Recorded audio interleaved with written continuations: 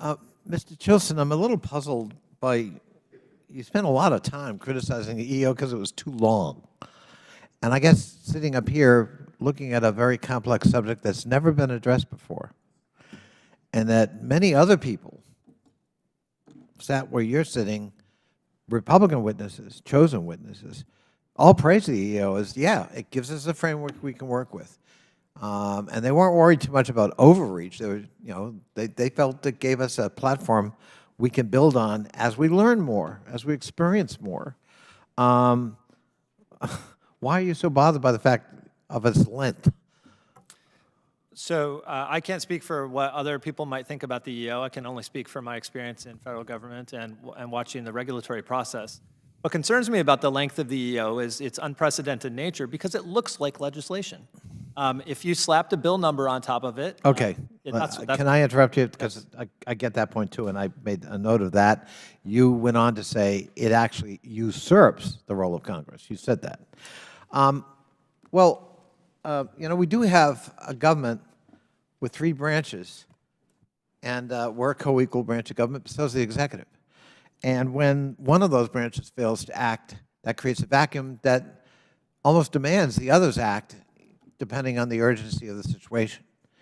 Now, it's nice to say, and I'm a big champion of legislative prerogatives, and I believe Article 1 is Article 1 for a reason, and Article 2 is Article 2 for a reason. Namely, we are supposed to be the predominant arbiter of government. That was certainly what was in Madison's mind, but that's a different conversation. But, so in the first session of the 117th Congress, we signed into law about 100 bills, very far-reaching in some cases, very visionary. In this Congress, 31, and half of them are post office namings. This is not a serious Congress. You mentioned, I think, 28 bills addressing AI. Not one's become law. And given our pace, it's unlikely any of them will become law in this Congress. We're not doing anything.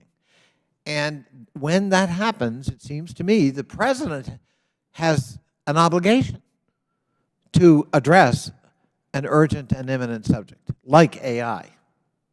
And so, even though I share your passion about the prerogatives and responsibilities of the legislative branch, in this particular case, I have to defend the executive branch.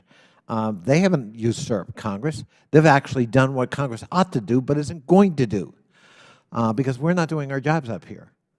In fact, we're not only not doing our jobs, we're actually regressing.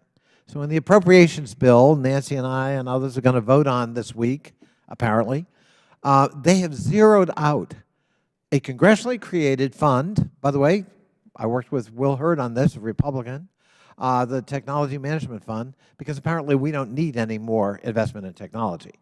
We don't need more cyber capability. We don't need more AI training. We don't need any of that stuff. We don't need to protect databases that you're worried about being compromised. And so we're going to zero out the Technology Management Fund created by Congress. So we're going backwards. We're not going forwards. And I just respectfully disagree with you. I don't think the executive order, I don't care how long it is myself, and I don't think that's a particularly viable critique. And with respect to usurping Congress, I don't think so. Now, the third critique I think you had in your testimony was overreach, and echoed by your 2 colleagues on the other side of the panel. I want to give Dr. Turner-Lee an opportunity to address that one. So is it overreach? I mean, should we be worried that they've gone too far and they're intruding in our lives and they're going to compromise the ability of AI and all of its promise? I would disagree with it being overreach. When I started in this space back in the early 2000s, I've been in technology since then, when we were looking at regular databases and stuff. We didn't have any framework for predictive decision-making, and we had many conversations on algorithmic bias. We were seeing that people were having equal opportunities foreclosed simply because an algorithm made a decision. That was the very first basic step at looking at algorithmic discrimination and stuff like that. Now we have advanced capabilities through frontier models that are actually extracting data, text, voice, images in ways that actually are so opaque and less transparent that we need more guidance. The technology continues to outpace policy in that matter. With that being the case, to your point, I think we've had many congressional bills that have come to the floor, but they've been too late. So we've had to re-litigate and re-mitigate what those bills are. In addition to that, we've been slow to the pace when it comes to data privacy protections, reevaluating our civil rights framework, things like that. I in no way think this is overreach. As a scholar at Brookings who is interested in trying to figure out proactive, evidence-based strategies to move forward, this is actually preparation. Without such preparation, as I said in my testimony, orally as well as written, other countries are going to define the landscape for AI regulation, and we will be subjected to their rules, not just on the behavioral aspects, but also on those sides of the technical cadence. Thank you, Madam Chair. I yield back.